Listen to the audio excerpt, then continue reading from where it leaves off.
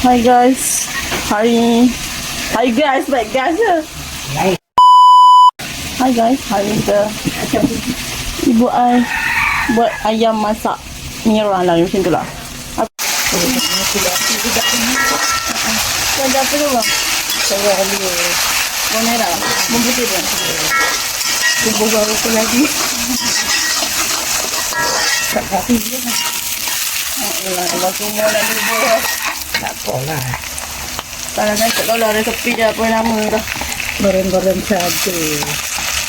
Jangan kena makan dia.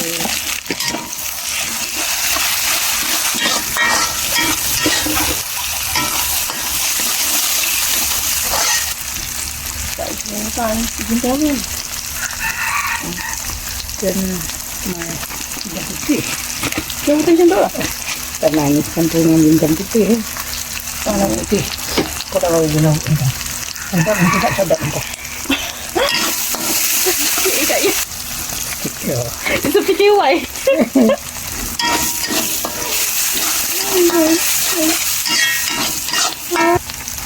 Dah jauh lagi lah.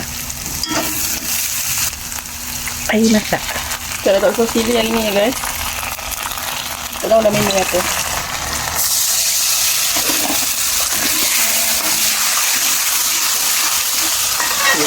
Tak ada. Boleh. Boleh. Boleh. PKY guys. Bukan KA. Jika ya. Ya. Dekat dah segala. Ada juga tak jinsan ke sana. Ada.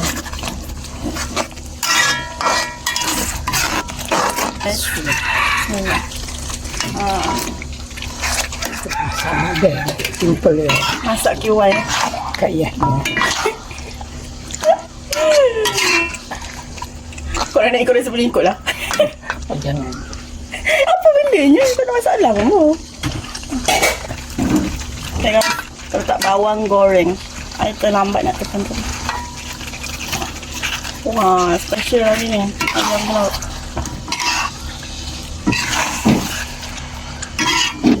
Này là đủ nữa. Pun nó có nhỏ. Siap guys. Ayam goreng bawang, ayam masak bawang. Ya ke?